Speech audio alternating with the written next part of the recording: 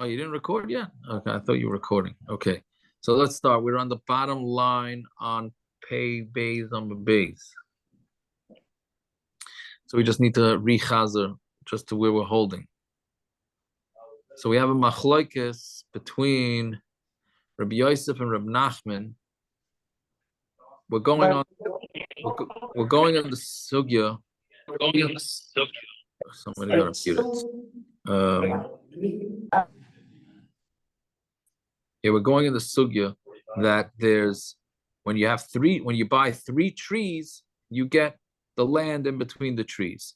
Now, how far apart and how close together do the trees have to be? So we have a machlokes whether it's that the minimum is 4 amas, maximum 8 amas, or minimum 8 amas, maximum 16 amas. Meaning, you have to have either a minimum of 4 amas, otherwise the trees are looked at like one. Meaning they need to be spread out at least 4 amas, but no more than 8 amas. That's one.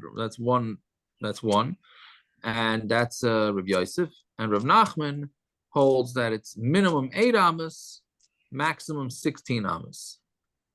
So we brought a raya from the Mishnah in Klayim that something is not considered a kerem. Meaning when you have something that's officially considered a kerem, a vineyard, then you're not allowed to plant anything near it. But if it doesn't have a din of a vineyard, even though it may be in a vineyard, if it doesn't have a din of a vineyard, then you're allowed to plant in between. So what makes a din of a vineyard? That you have these grapevines, if they're further than 16 amas away from each other, the Mishnah says, then that's not a grapevine, and therefore you could plant anything you want in between these vines, because there's 16 amas in between. And then this fellow, the question which we're going to get to later on tonight's daf, do you calculate the 16 amas from the branches or from the roots? So we say that, so this fellow didn't want to get involved in that question. So what he did is that one year he grew the grapevines in one direction, and then 16 amas away, the grapevine in the other direction. So there was a clear 16 amas, and he planted stuff in the middle. And then the next year he would shift it and do it and go so on and so forth. So you see, so Abaye told Rav Yosef, don't argue with Rav Nachman, because the Mishnah clearly says like Rav Nachman, because Rav Nachman had said that more than 16 amas away from each other is too far. It's not considered a group of trees. And you see that by a vineyard, it's the same thing. If the vines are more than 16 amas away from each other, then it's not a vineyard. So l'chayr, that's a raya to Rav Nachman, because Rav Nachman said you have up to 16 amas. So that we pick it up now with 7 words before the end of the daf, on the last line of pay base and base. So Amar Lei, so Rabbi Yosef said back to Abaya, I don't know. I don't know if what you're saying is correct. But I do know that there was a story. Now we have to keep in mind that there's 2 stories in this daf. This is another one of these proofs that the daf it has to be that the Gemara does things purposely to make things confusing. Because now the Gemara, he says, I know a story. He says, I know a story. Now let's realize that the Brisa also said a story. The Brisa said this din about the 16 amas, and then it said a story about this guy who grew his vines in either direction. Now we have 2 stories here, and the Gemara is going to say in a few lines that we believe a story. So the question is, which story? Right? Okay, so but anyway, so the Bryce had a story, and now Rav Yosef is answering back Abaye. He says, I know a story on the non-Pegel Olav, Bedura de Ravasa, in the town of Ravasa by shepherds, where they did exactly this case. The Gemara doesn't say what it is, but the Rashbam says where a guy bought 3 trees, and there was no 8 amas between them. Right? Now then the question was, who owns the land?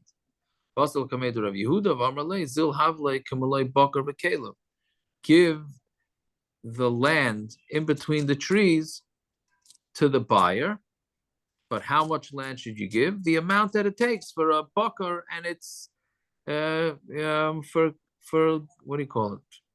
Cows, not really cows, but cows with the plows to go through. So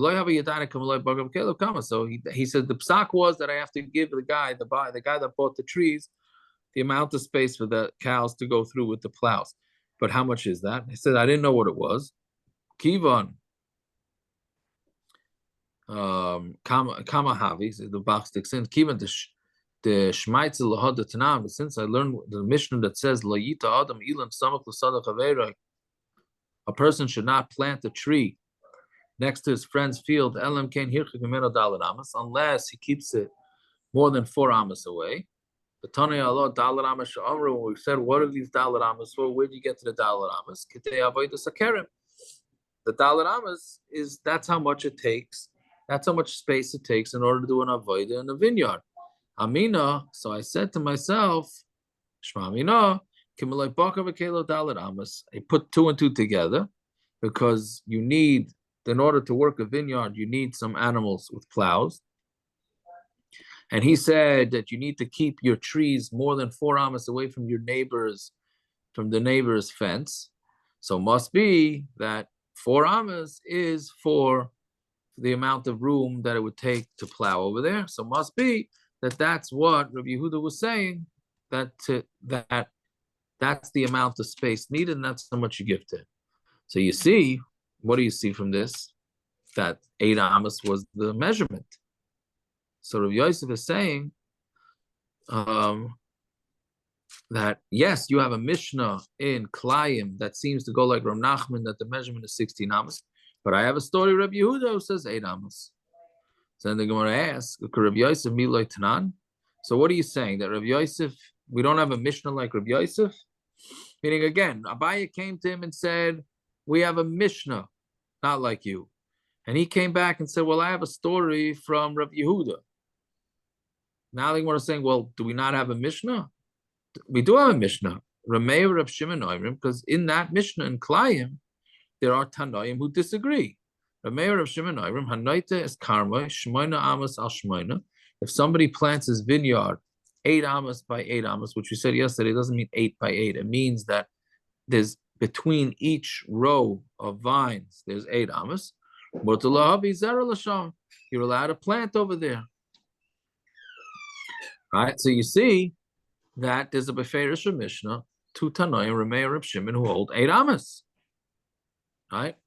So then what? So then the question is, so what's Abaye saying to Reb Yosef? Don't disagree with Reb Nachman because he has a brisa. I'm sorry, I keep saying brisa. It's a Mishnah. He has a Mishnah like him. There's a Mishnah like Reb Yosef too. So Gemara answers, Afilu hachi maisa adif. Even so, a maisa is better. A maisa is a stronger proof than a Mishnah. Right? Now, what does this mean? What does it mean, the maisa? Which maisa? The maisa, because Reb Yosef is the one that had the maisa, seemingly. So the Gemara, no. The Mishnah in Klayim has the story of the guy planting his vines in one direction and 16 amas in the other direction. That is a strong proof. Now, this is a big thing here because maybe this is the makar why in the Jewish Welt, in the Yiddish Welt, the Fruma Welt, everything is with a maisa. Right? Everything, right? Baruch Hashem, but everything is with a maisa. L'chara, this Gemara is a proof that we're going to paskin with a maisa over, meaning if we're looking to figure out what the psak is, and there's one Mishnah that brings a story, and that the Chachamim paskin one way, then that has a lot of clout. That has a lot of clout. Right? So that's an interesting thing. That's why does a story have so much clout? But I guess when all things are being equal, meaning you can't paskin if a maisa went against a psak. I don't think you can go with the maisa. But if you have a machlokes, and then you have a maisa rav, that somebody, right? Because Tosfos actually says, if you look at the Tosfos is interesting. The second Tosfos says, he says,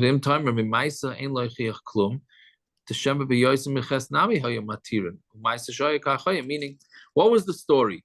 That they mattered it because it was 16 amas, right? That doesn't mean they wouldn't matter if it was 8 amas, right? Doesn't mean they wouldn't have mattered. I get this all the time. People ask me, "Can I? I'm double covering. I'm double covering something and anything." So what I'm going to tell them? No, you could single cover. You don't have to double cover. No, I just say, yeah, it's double cover is good enough. So now, does that mean? Obviously, I'm not comparing me to the Gemara. I'm saying, so you say, oh, you see, you hold, you have to double cover. No, and if you double cover, that's okay. But you know what? You could also single cover, right? That's Tosis Kasha. You're saying that the story happened with 16 amas and they mattered it. That doesn't mean that they wouldn't also matter 8, right? So wouldn't the fact that it's a story itself be a right? Meaning, what made it noteworthy? What? That there was a story? Yeah, I mean, isn't the fact that it's a story itself say something about it? Meaning, you don't talk about that's the fact, the story in that the Gemara is bringing. They're bringing it for us to tell us the halacha. No, but that's in the Gemara. But I'm saying even before that, in the times of the Gemara, when this story was going around, it went around because that was something to learn from it. Oh, okay, good. But Taisus is saying, but that's why Taisus says, "My shahaya kachaya." It's the ultimate Litvisher reply to a Chassidish story. My shahaya kachaya. What are you telling me things? Right? I mean, I guess they were all Litvish. I don't know. Whatever it is, that's what. But Michael, that's what Taisus is asking. Taisus is saying, yeah, 16 amas, but that was the Maisa, right? Oh, but maybe what you mean is what Taisus is matarat. V'yeshav the svarahu dal pi chachamim. I'm reading the second Taisus. The svarahu dal pi chachamim asu. It's a svara that they did al pi chachamim. V'chom asher yuchaynu lahatu lo hitiru. Meaning, this guy that did 16 amas, I don't know if Taisus means that people always try and push the limits.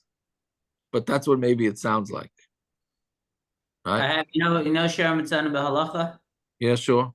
Yes, I have his sefer on Bava Basra. He says he understands Taisus means that whatever they could have been matter, they would have been matter. Right. So that's what. Yeah. So that's what I thought. That's what he says. Pshan Taisus.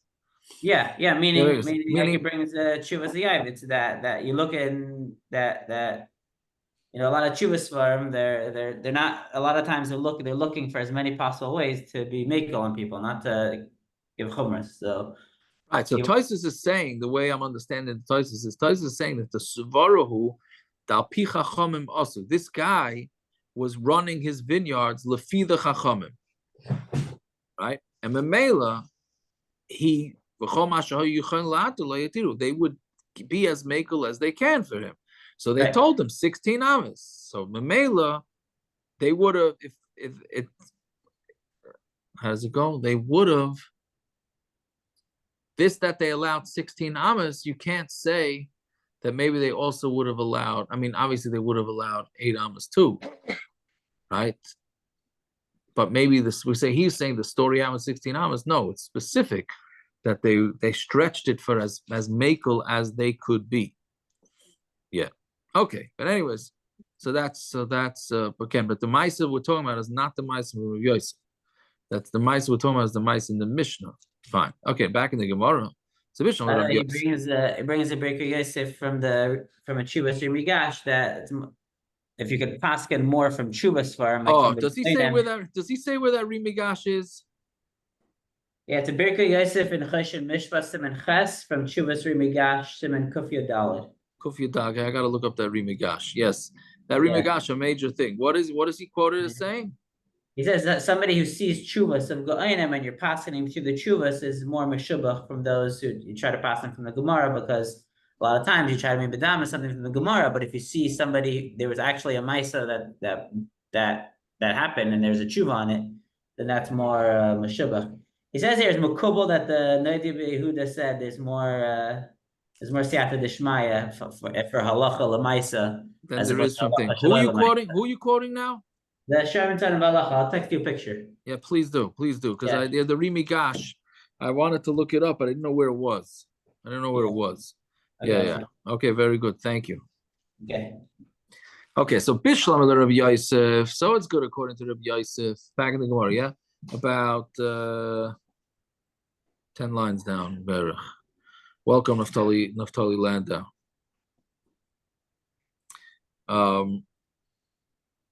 Yeah, so Bishlam the Rabbi Yosef, I leave the Rabbi Shimon. So it's good according to Rabbi Yosef, Lefi Rabbi Shimon, which is really Rabbi Shimon and Rabbi Meir. Shamina le mufuzarin, Shamina le ritzufin. Because we know the measurement, because again, there's two measurements. There's the minimum measurement, which is 4 amas, a maximum, meaning the trees have to at least be 4 amas distance from each other, but they can't be more than 8 amas distance from each other. So with that measurement, we know Rabbi Yosef has those both measurements from Rabbi Meir and Rabbi Shimon. The Gemara just says Rabbi Shimon, right?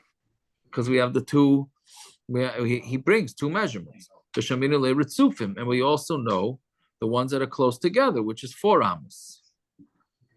Right? Mifuzarin hada amaron. Mifuzarin, like we said, they could be up to 8 amas. Ritzufin, and how close they be together. Tanan, we have a mission of Kerem Natu Apachas Midalit Amas. If there's a vineyard that the vines are closer than Dalit Amas to each other, Einoi Kerem, that's not a Kerem because it's too close.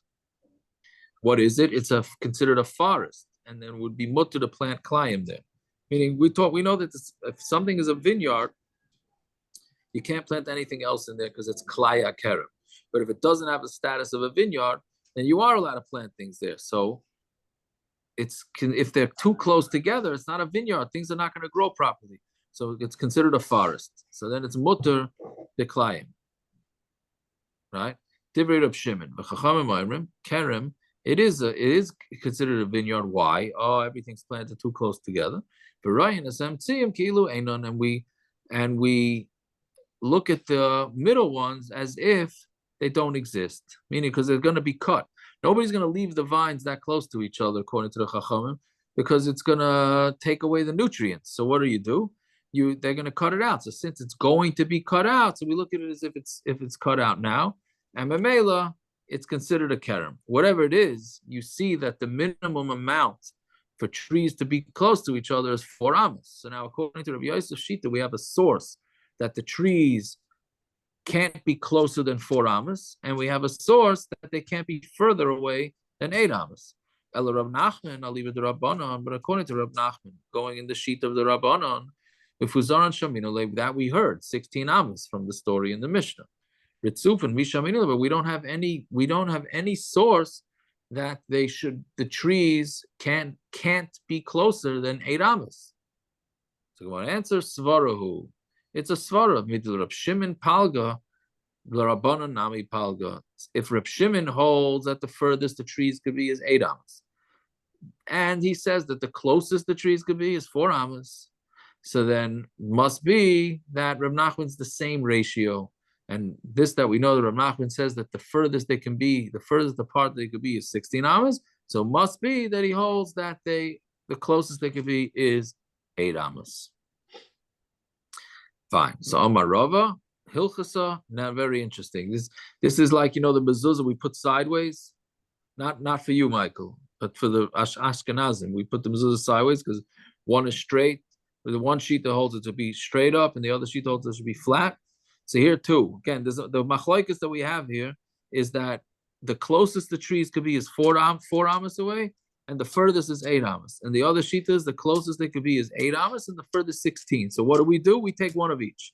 Amar Rava, Hilchasa, me arba amos va'ad sheish esrei. We say the minimum proximity of the trees to each other is 4 amas, but the distance that they could be from each other, they could be spread out 16. So we're taking one from each shita. The minimum shita we're going with 4, and the maximum shita we're going with 16. Right? It's yeah.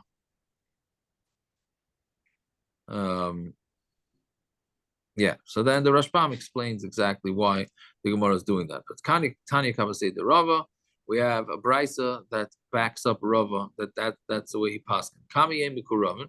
How close can the trees be? 4 amas. So Kamiyu Meruchakim. And how far can they be from each other? 16. Hareze Kona Karka, Vesilona Shabenem. And he's going to be kind of the Karka and the trees that are in between the Karka, which the Rashbam says that the small trees that are in between. So the Gemara is now saying a chiddush that when you buy 3 trees, so you get all the land in between those trees, as long as it's not as long as they're not more than 16 amos away from each other. But not only that, you get any growth that's in between them also. Let's say if a tree got dried up or it got cut down, he gets the karka and he can replant. If it's less than that, or yeser akan, meaning if the trees are closer than 4 amos, or they're spread out more than 16 amos, or he didn't buy all 3 trees at the same time. He bought one tree and then he bought another tree and then another tree, in which case he doesn't get any of the ground. He's not kind of layas a karka, he's not kind of the ground, and not the trees in between them. The fikach, and therefore, since he did not acquire the ground, if the tree dried up or was cut down, ain't like karka, he doesn't get any karka. Okay, so that's the maskonas. That's maskonas advarim, that the minimum shear that the trees have to be close is 4 amos, and they can't be spread out more than 16. When the closest is 4 amos, is that talking about from trunk to trunk or from leaf to leaf? That's exactly what they're going to be in the next kasha. So we're talking about the growth. I thought before we had a whole shiloh on the growth, and it counts as another tree, and we don't know. But now it sounds like those growths are not considered another tree at all, because they're included in the sale between one tree and another, and we don't use them to cut the distance between the two.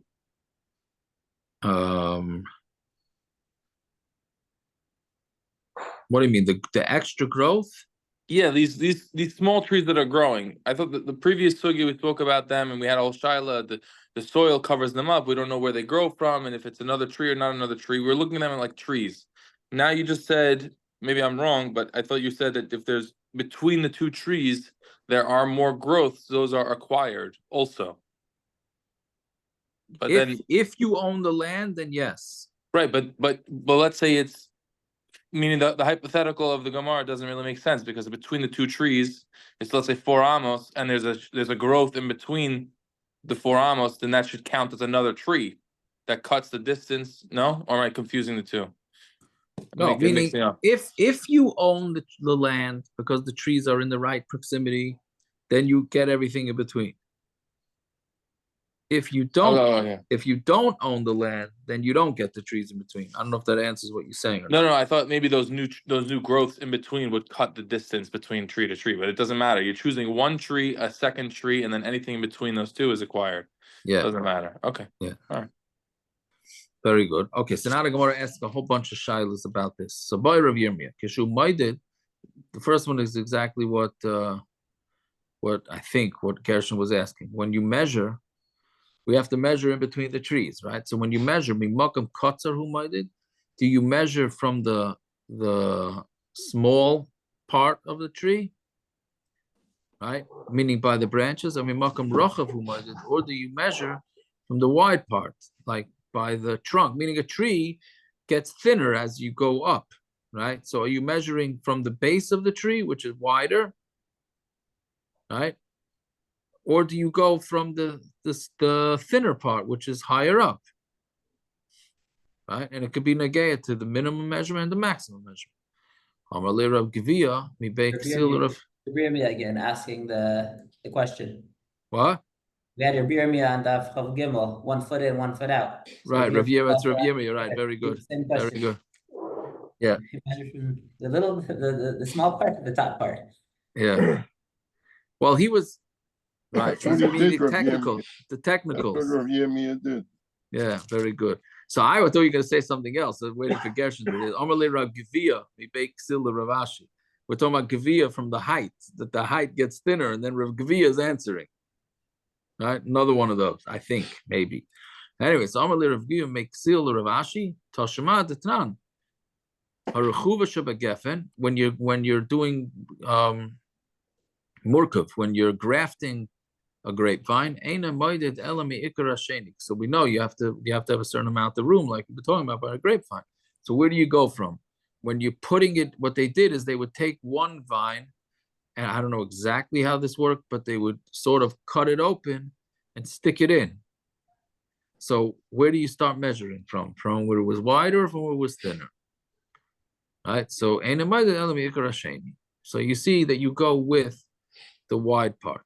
That's where it gets measured from. Fine. Next shayla. Let's say he sold them 3 badim of a tree, 3 branches of a tree, but they were all connected underground. Meaning, sometimes I guess you have a tree that there's, it looks like a few separate trees. You have this in Florida, I think, or maybe in LA, maybe both. You have a few, it looks like a few different trees, but they all have the same roots. Right? So is that considered 3 trees or 1 tree? Or maybe you don't even see the roots, maybe the roots are underground, whatever it is, but it looks like 3 different trees, but it's really comes from the same source. So same Mandaram Tashima Detran. If somebody, what do you call it? Mavrich is what we just said. It's grafting.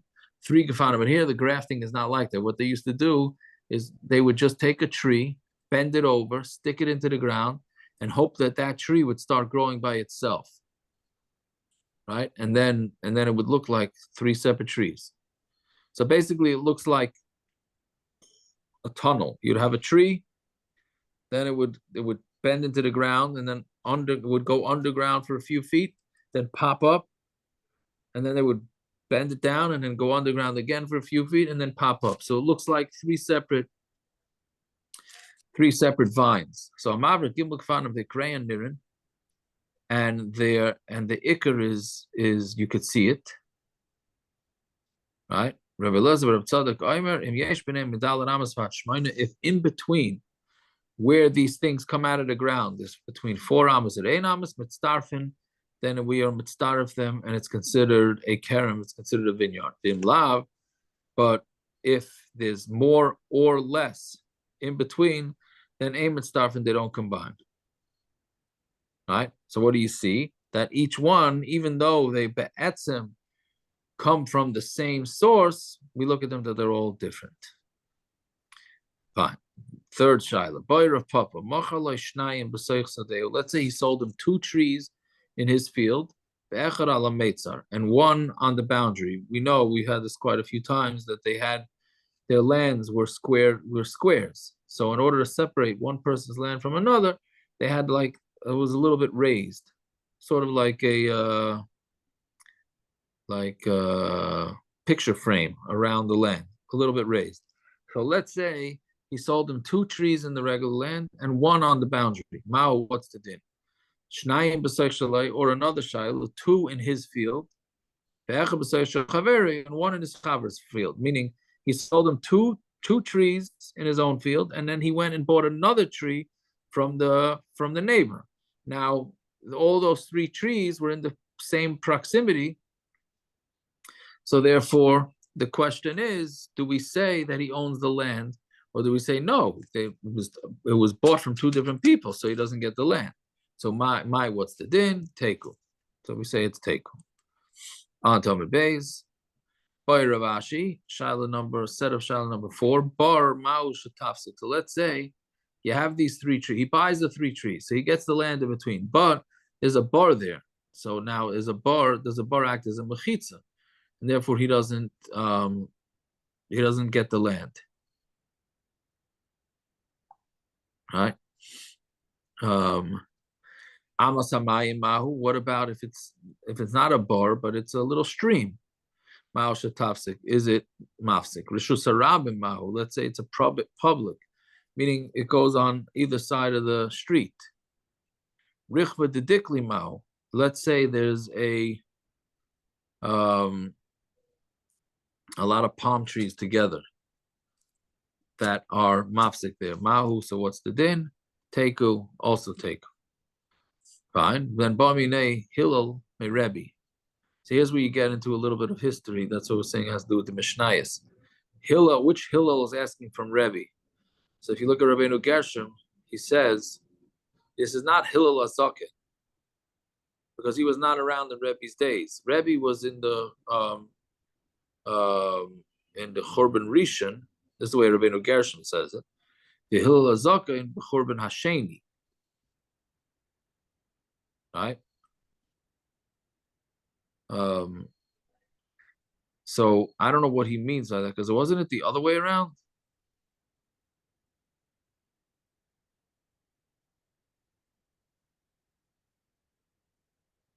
Hillel Zakin wasn't Hillel. I don't think it means bias Rishon and bias Sheni. Doesn't mean that. I don't know what it means, but it can't. The bias Rishon, there was still Nevi'im. There were no Tanaim. Right. All the Tanaim were either from the bias Sheni or after the bias Sheni. Rabbi was after the bias Sheni. Hillel was during bias Sheni. Yeah. I mean, Rabbi's Talmidim were Rav and Levi. Correct. So usually it's Hillel Hazar. So it's either way, it's not Hillel Hazar. That's the sure. Question is what Rabbeinu Gershom means over here. Right? Whatever it is, it's not Hillel, the famous Hillel. Yeah. But anyway, so Bamina Hillel Merevi. Allah Erez B'nei. What happens if an Erez, a cedar tree, was in between these trees? Oh, I just saw this Hagos that Rabbi Gershom in my Gemara. This Hagos is exactly what it just said. Sorry, Chleimer Sherebi Haya Acher Kurban Abayis. The Hillel Hazar can Kaidim Kurban Abayis. I don't know who these guys are. So he's okay. Yeah. I mean, he's changing. Okay, he's changing it. Yeah, it has to be. Yeah, of course. Yeah. Anyway, so what's the shaila? Allah Erez Beinei and Mao. If a cedar tree grew in between them, then what's the din? Right? What do you mean? So Gemara says Allah, if it grew, but he owns the land in between the three trees. So it's his rishus. What's the question? Of course it belongs to the buyer. He gets the land. When you buy three trees, you get the land in between. If a tree grows, it becomes yours. So how come we don't say that by the bor or by the amasamayim? No, the question is there. What there they would the bar was there before. So does it make a hefsek in the purchase of the trees? The guy didn't buy the land; he bought the three trees. So you planted a tree? No, what do you mean? Which case? By the errors? Now, yeah, I'm saying it doesn't say you planted it. It say if it grew. That means you planted it before? No. Well, so the Gemara is about to say the Gemara is about to change to that pshat. Yeah, but right now the Gemara's habit means that it grew. So the Gemara says, of course it's his. He gets to keep that land. By bar and amasamayim, that was a question of whether the whole. We're saying that when you buy three trees, you get the land, but maybe the land, the mechira is not chal on that land for you if there's a bar there, because you can't possibly, there's not it's a broken connection there. Shot of the three trees is if it's within 16 amas, it's all connected. But if you have a bar there, then maybe it's not connected. That was that child. So he's saying, so the Erez, Ella Haya Erez B'nei Ma'u. We're talking about where there was a cedar tree in between them before. Meaning, does it block it? Samalei, Kana Vikana. He's kind of it, and meaning it's a double lashon. He's kind of it, and he's kind of the Erez. Right? Meaning he's kind of everything. So it does not act as a hefsek. Okay, weiter. Kate said, "Hey, Noimdim." Can I ask a question quickly on the Rosh Hashanah one? So the with the three trees, what is it ever possible for an individual to own a Rosh Hashanah that have a chashash that it would not be a hefsek? Like how would you sell the Rosh Hashanah with the trees? No, I think the way I understand it is that he's not selling Rosh Hashanah. He owns property on both sides of the road. Right, but it's a teiku, right? Meaning the question is, does the land? But saying, but the way I understood is on the right side of the road, there was, let's say, 3 amas. And on the left side of the road is another 3 amas. So can he get those 3 amas even though okay, but not the Rosh Hashanah itself. The Rosh He's not getting never. No, I don't think so. I mean, yeah, so. that would make sense. So how would you get that Rosh Hashanah? Okay, fine, all right. Yeah. No, it's a shtigla different shayla of the Rosh Hashanah. I mean, especially the older Rosh Hashanah has to be 16 amas, then the trees must be more than 16 amas apart. So the shayla is, do we completely ignore the Rosh Hashanah and just look at the guy's property? Bar we don't need to ignore. We can include that in the 16 amas, but does it get in the way? Here with Rosh Hashanah, the shaila is, can we ignore the Rosh Hashanah completely? Make it as if it's not there. Okay, but all right. Because the Rosh Hashanah is 16 amas. So by default, the trees have to be more than 16 amas apart. Right. Right. Tosha says that we're talking about less than 16 amos, just for Saraba. What? I think the first Tosfos on this Amos says that La Baruch of Tad Zayin Ari. We're talking Right, about so less that- than 16. Yeah. The Pashtus is, yeah. Yeah, because that meaning the Taisus is bothered by. We said that there can't be more than 16 amas in between. The way you define Rosh Hashanah is by 16 amas, not those of us that use the Eruv. If you use the Eruv, we don't define Rosh Hashanah by 16 amas. We go with 600,000, but we're not going down that road. No pun intended, right? But so Taisus Kashis, and the trees are too far away from each other, so you never kind of the land. So that's what Taisus is saying. It has to be Rosh Hashanah that's not 16 amas wide. That's what Taisus is coming to answer on that. He's just saying that the term Rosh Hashanah here is not the same term as by Hilchas As Shabbos. you stand the Rosh Hashanah. It's Hilchas Tumah Rosh Hashanah, not the Hilchas Right. Shabbos Rosh Hashanah. Correct. It's a property that belongs to the tzibur. Okay, weiter. Ketzad hein oimdim, right? How the meaning doesn't mean how the tree's standing. We know how they're standing. Meaning, in what formation, right? What formation are the football season starters? We use that lashon now, right? What formation are the trees? I don't know if the Olam understands that, but that's yeah, right. So what's the formation? I hope everybody understands that. I'm not so sure. Okay, Rachamim, I'm not so sure. Let's yeah. So what's the formation? Gershon for sure not. Yeah, probably not. Naftali, you have any idea? No, I got it. Formation? I was about to say thank you to Ravarim for sitting back for that one. The Formation smile was or worth the whole football? thing. Yeah. What formation? I'm saying is a muscle. We're trying to figure out what the formation is of the trees. Football. You have any idea what football has to do with formation? We have a winner right here. 1 second. That's the line. Okay, close. All right, he close enough. He passes. Okay, so Kate said, "Hey, Noimdim." How do they? Yeah, you're close enough. You're good, very good. Kate said, "Hey, Noimdim." Rav Amar Kishura. They're in a row. The trees are in a row, right? Which is, look at the Rashbam. The Rashbam has 3 circles. He was Right. 6 feet tall when he was 14. They never picked him for a game. Can you imagine? I know, yeah. Maybe that's why he has PTSD from that. I don't know. I hate to say this, but it's an I formation. Kshura is an I formation. Right. That already, I'm sure not so many people know what that is. But No, I mean, I'm impressed that you know. you like that, huh? Yeah. You got to prepare for the daf. I didn't even think about it till now, to be honest. But because you look at the Rashbam, and you look at the Rashbam as an I form. If you're making formation of football, it's 3. I mean, it's sideways, but an I formation is one running back behind the other. In case anybody. Yeah. I was going to say, where the running backs go. Yeah. You could coach the Giants in addition to giving the duff. It doesn't take much to coach the Giants at this point. Yeah, I heard that. He's trying to bring the Gavia into it, the Giants. Ah, very good. The Giants are doing well? Or No. No. So anyway, so Ketzarena, so Rav Amar Kishura, it's one in a row. Shmuel Amar Kachatzuva, it's a triangle. So Man Amar Kishura, the one that says that it's in a row, and that we say that that you kind of the karka in between kol sheken Kachatzuva, and then for sure a Chatzuva, because it's harder to deal with land when it's in a triangle. Uman Amar Kachatzuva, and the one that says that he's kind of, if it's a triangle, avol kashura loy, but in a line not, because in a line, my time, why not? Mishum the mizdara ben tai, you can plant in between trees if they're in a row, right? Most trees are in a row. You go in and out, and around the trees. But when it's a triangle, I guess it's not easy for the plows to get in and around. I can't say I fully understand that either, but that's what the Gemara is saying. So Maskal Rav Hamnuna, Ulamandam Khatsuva, according to Mandam, it says that we're talking about a triangle.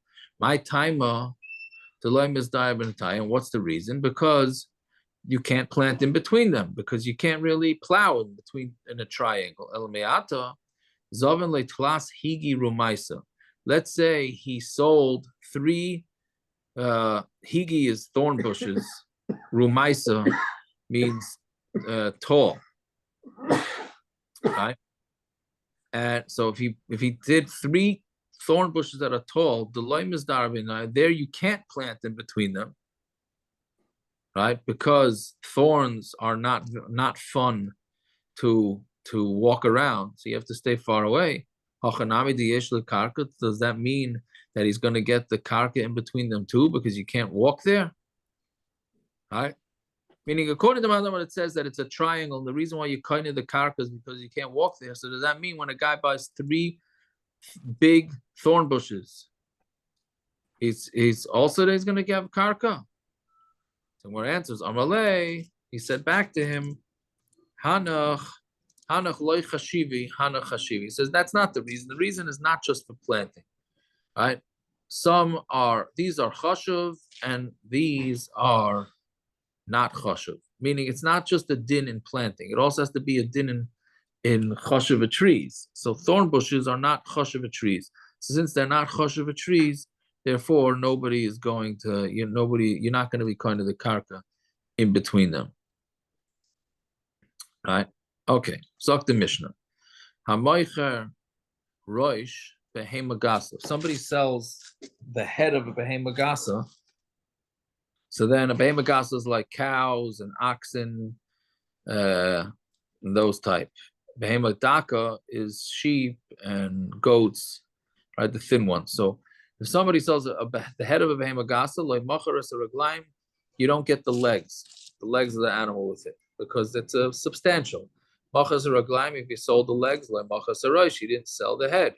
Machas akana, if you sold the kana is really the kana and the veshet, the trachea, which is attaches to the lungs. So basically, it means the lungs. Loy macharas akaved, he didn't get the liver. Macharas akaved, he sold liver. Loy macharas akana.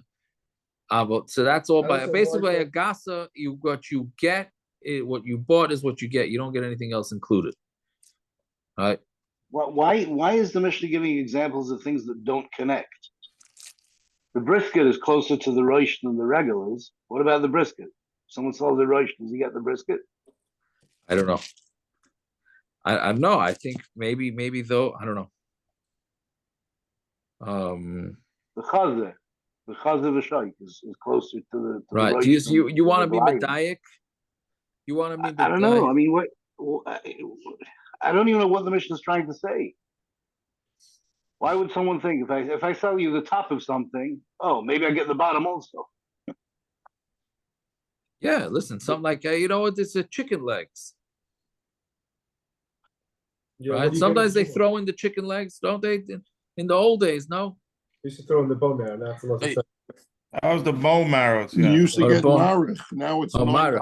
$9. Yeah, nothing gets thrown in now. Nothing. Okay, so that's what it means, I think. Isn't it in contrast to the Seifa of the Mishnah, where by Behemoth Daka you do get it?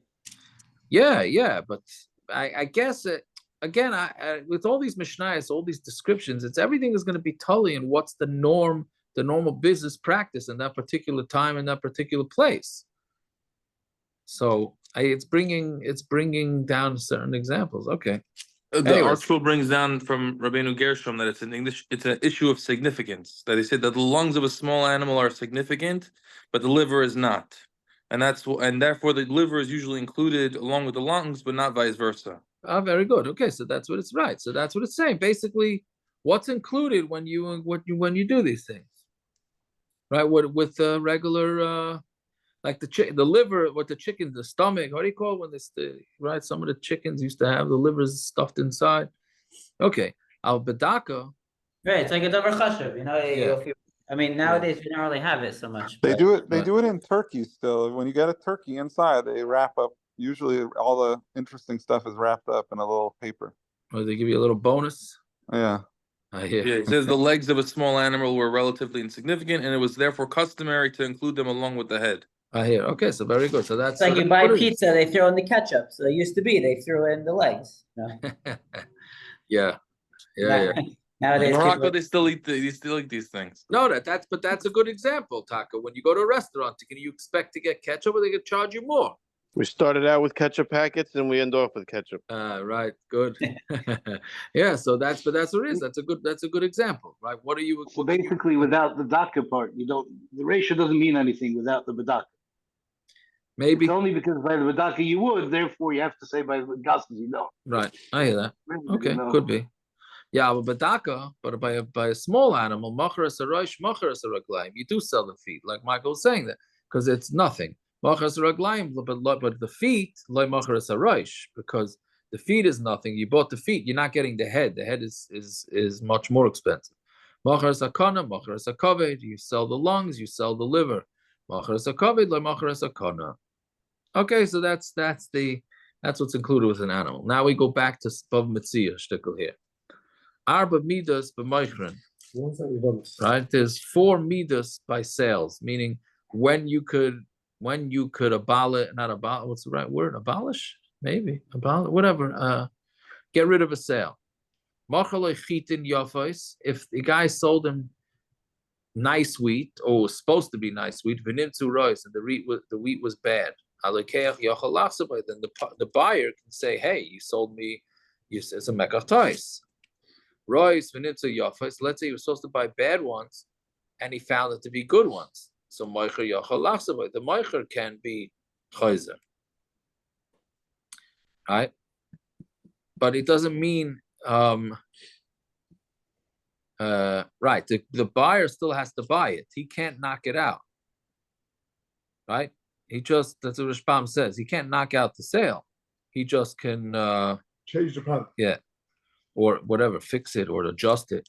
Royce v'nimtzu royce, yafos v'nimtzu yafos. Let's say that he bought something bad or he bought something good and that was correct. But you can't change your mind, right? Meaning there's no such thing in Yiddishkeit as a return policy, right? I mean, you could have a voluntary return policy, but the Maisi, you can't say, oh, I bought it from you, I want to go back. L'chara not.